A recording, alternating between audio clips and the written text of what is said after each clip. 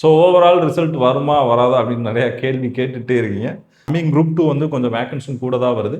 அதனால் அதையும் கொஞ்சம் ஃபோக்கஸ் பண்ணி படிச்சிங்கன்னா உங்களுக்கு கொஞ்சம் யூஸ்ஃபுல்லாக இருக்கும். ஏதோ ஒரு நல்ல விஷயம் சொல்ல வந்திருக்காரு போல இருக்கா, நமக்கு பாசிட்டிவாக சொல்ல வந்திருக்காரு போல அப்படின்னு சொல்லி நீங்கள் ஆர்வமாக இந்த வீடியோ ஓப்பன் பண்ணி கொஞ்சம் இந்த அப்டேட்ஸ் எல்லாமே கொஞ்சம் யாருமே வாட்ச் பண்ணாதீங்க. நானே வீடியோ போட்டால் கூட தயவு செஞ்சு பார்க்காதீங்க. நான் அதை தான் சொல்ல விரும்புகிறேன். குரூப் 2 வருது. குரூப் 2க்கு உள்ள எஸ்ஐ ஸ்டூடெண்ட்ஸ் எல்லாமே கண்டிப்பாக குரூப் 2 படிங்க. கிட்டத்தட்ட நீங்கள் இதுலேயும் போனீங்கன்னா ஸ்பெஷல் பிரான்ச்சு விஜிலன்ஸ் எல்லாமே இதுலேயும் போகலாம். உங்களுக்கு பெரிய அந்த யூனிஃபார்ம் சர்வீஸ் மட்டும் இல்லை, நீங்கள் அந்த போலீஸ் ஓரியன்டான ஒர்க்கும் நீங்கள் இந்த குரூப் 2 போனீங்க. எல்லோருக்கும் வணக்கம். ஸோ நேற்று ஒரு ஷார்ட்ஸ் ஒன்று போட்டிருந்தோம்.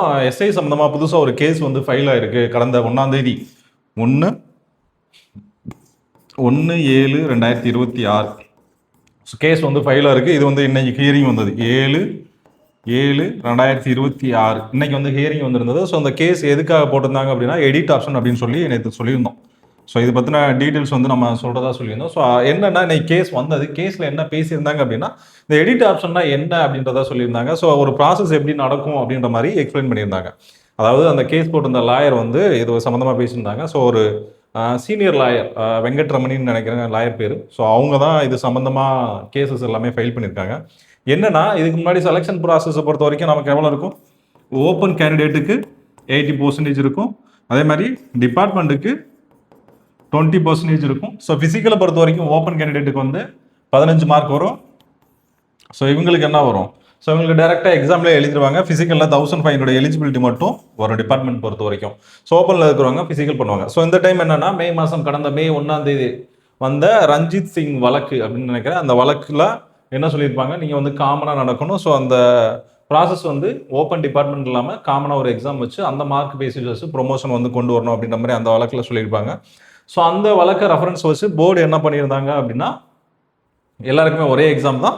ஸோ டிபார்ட்மெண்ட் கேண்டிடேட்டும் நீங்கள் வந்து என்ன பண்ணணும், ஃபிசிக்கல் பண்ணணும். உங்களுக்கு 15 மார்க் இருக்குது, நீங்களும் ஃபிசிக்கல் பண்ணணும் அப்படின்னு சொல்லி கொடுத்துருந்தாங்க. ஸோ இதெல்லாமே யூஸ்வலாக நடந்தது. இதுக்கிடையில் போர்டு என்ன பண்ணியிருந்தாங்கன்னா ஒரு ஜிஓ ஒன்று பாஸ் பண்ணியிருந்தாங்க. ஸோ இப்போ நமக்கு வந்து இதுக்கு முன்னாடியே இந்த கேஸுக்கு முன்னாடியே என்ன ஆகி போச்சு, அப்ளிகேஷன் வந்து ஓப்பன் ஆயிடுச்சு. அதாவது நோட்டிஃபிகேஷன் வந்துருச்சு, அப்ளிகேஷனும் க்ளோஸ் பண்ணியாச்சு. அதுக்கப்புறம் தான் இந்த கேஸுக்கான ஜட்மெண்ட் வந்ததுனால அப்போ விண்டோ கரெக்ஷன் கொடுக்குறாங்க. நீங்கள் வந்து டிபார்ட்மெண்ட் கேண்டிடேட்டுக்கு இருக்கிறவங்க நீங்கள் என்ன பண்ணிக்கலாம், உங்களோட ஆப்ஷன்ஸை வந்து கரெக்ஷன் பண்ணிக்கலாம். ஸோ இதில் என்ன சொல்லியிருந்தாங்க அப்படின்னா முக்கியமாக இந்த டிபார்ட்மெண்ட் கேண்டிடேட் அந்த விண்டோ கரெக்ஷன் பண்ணும்போது நீங்கள் என்னெல்லாம் அலோவ் பண்ணியிருக்கலாம் அப்படின்னு மாதிரி சொல்லியிருந்தாங்க. என்னன்னா நீங்கள் என்சிசி என்எஸ்எஸ் இந்த மாதிரி சர்டிஃபிகேட் எல்லாமே நீங்கள் அலோவ் பண்ணியிருக்கலாம். என்எஸ்எஸ் என்சிசி என்எஸ்எஸ் ஸ்போர்ட்ஸோ எனி ஃபர்தர் சர்டிஃபிகேட்ஸ் என்னென்ன சர்டிஃபிகேட்ஸ் வந்து மார்க் கொடுப்பீங்களோ இந்த சர்டிஃபிகேட்ஸ்க்கு எல்லாமே நீங்கள் வந்து மார்க் ப்ரொவைட் பண்ணிக்கலாம். அது வந்து நீங்கள் விண்டோ கரெக்ஷனில் நீங்கள் அது பண்ணியிருந்துருக்கலாம். ஆனால் நீங்கள் பண்ணது என்ன அப்படின்னா இப்போ ஓப்பன் கேண்டிடேட்னு ஒருத்தர் இருப்பாங்க. இப்போ ஓப்பன் கேண்டிடேட்டில் டிபார்ட்மெண்ட்டில் இருந்திருப்பாங்க, ஒரு சிலர் வந்து டிபார்ட்மெண்ட்டில் இருந்திருப்பாங்க. ஸோ இவங்க என்ன பண்ணியிருப்பாங்க, இனிஷியலாக நான் வந்து இந்த ஓப்பனில் இருக்கிற கேண்டிடேட்ஸ் என்ன பண்ணியிருப்பாங்க, ஆல்ரெடி டிபார்ட்மெண்ட்டில் இருக்கிறவங்க தான், என்னால் டிபார்ட்மெண்ட் எக்ஸாம் எழுத முடியாது, நான் வந்து டிபார்ட்மெண்ட் எழுத தேவையில்லை. என்னன்னா டிபார்ட்மெண்ட்டுக்கு நீங்கள் லா பேப்பர் வந்து படிக்கணும், பிஎன்எஸ்எஸ் எல்லாம் படிக்கணும். ஸோ நான் அதெல்லாம் படித்து வந்து எழுத முடியாது அப்படின்றதுனால இந்த ஓப்பன் கேண்டிடேட் என்ன பண்ணியிருப்பாங்க அப்படின்னா டிபார்ட்மெண்ட் வேணாம்னு ஒன் டைம் ஒரே ஒரு பேமெண்ட் மட்டும் பண்ணி ஓப்பனில் எக்ஸாம் எழுதுறதுக்கு ரெடியாக இருந்திருப்பாங்க. இப்போ என்ன ஆயிப்போச்சு அப்படின்னா அந்த கரெக்ஷன் கொடுத்ததுக்கப்புறம் இந்த ஓப்பனில் இருந்தாங்கல்ல இவங்க வந்து 5 இயர்ஸ் கம்ப்ளீட் பண்ணால் டிபார்ட்மெண்ட்டுக்குள்ளே போவாங்க. ஸோ இப்போ என்ன கொடுத்துருக்காங்க அப்படின்னா இவங்க டிபார்ட்மெண்ட் கோட்டாவும் இப்போ அப்ளை பண்ணியிருக்காங்க.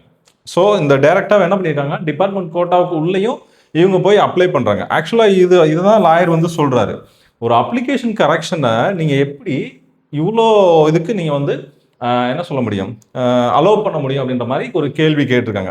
கோர்ட்லையுமே அதே தான். அது வந்து சட்டப்படி நியாயம் இல்லை.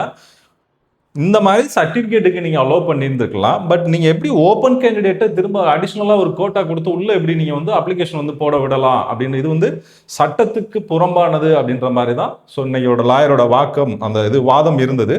ஆக்சுவலாக இது ஒரு வகையில் நியாயம்தான். ஏன் அப்படின்னா நான் வந்து டிபார்ட்மெண்ட்டுக்கு எலிஜிபிள் இருந்தும் நான் வந்து டிபார்ட்மெண்ட்டுக்கு எனக்கு வேணாம் அப்படின்னு நான் டிசைட் பண்ணிட்டேன், என்னால் கிளியர் பண்ண முடியாது அப்படின்னு டிசைட் பண்ணிட்டேன்.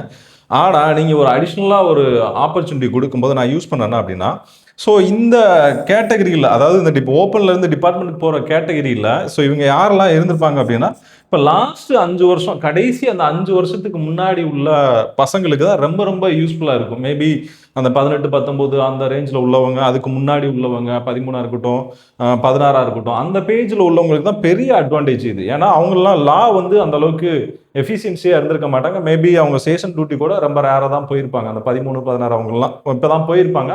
இனிஷியலாக தான் தெரியும். அதுக்கு முன்னாடி உள்ள சீனியர்ஸ் இருப்பாங்கல்ல, பிசிலே அவங்க வந்து கிரேட் 1 போயிருப்பாங்க, ஹெட் கான்ஸ்டபிள்லாம் ஒரு சிலர் போயிருப்பாங்க.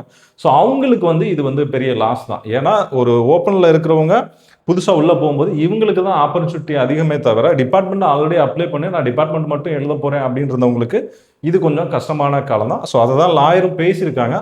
லாப்படி லாப்படி பார்த்தோம்னா இவங்க கேட்குற கேள்வி சரியானது தான். ஸோ வெயிட் பண்ணி தான் பார்க்கணும். ஸோ அந்த கேஸ் வந்து அடுத்து என்னைக்கு வரப்போகுது அப்படின்னு சொல்லி ஹியரிங் டேட்டு கொடுக்காம தள்ளி வச்சிருக்காங்க.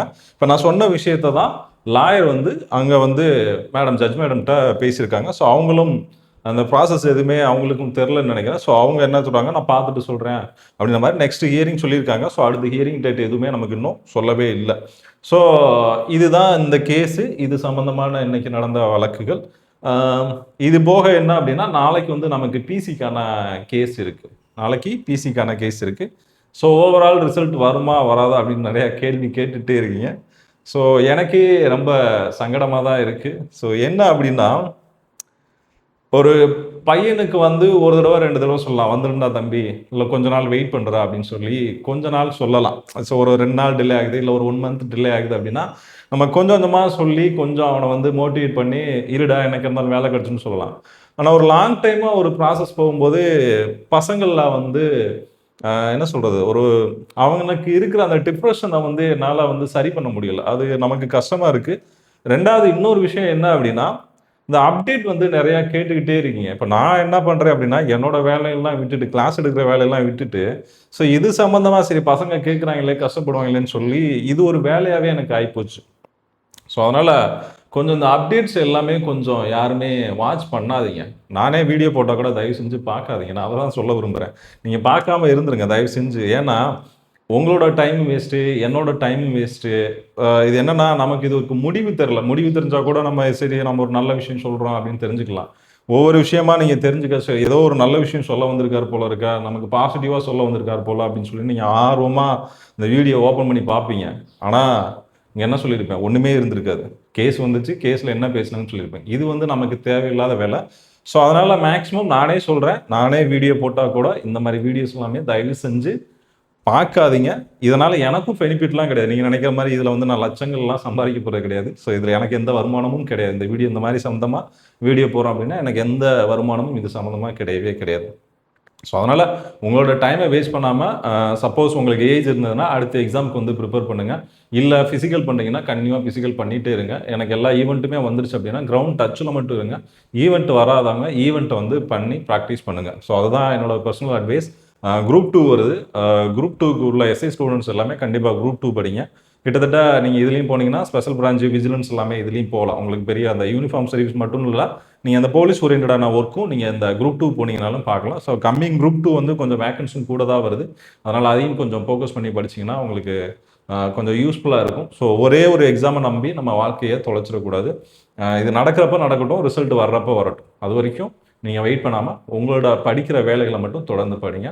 ஃபர்தராக ஏதாச்சும் டவுட் இருந்ததுன்னா கேளுங்க, கிளாரிஃபை பண்ணுறேன். திரும்ப பர்சனலாக ஒரு அட்வைஸ் சொல்கிறேன். ஸோ இந்த மாதிரி இந்த அப்டேட் வீடியோஸ் எதுவுமே தயவு செஞ்சு பார்க்காதீங்க. Thank you all.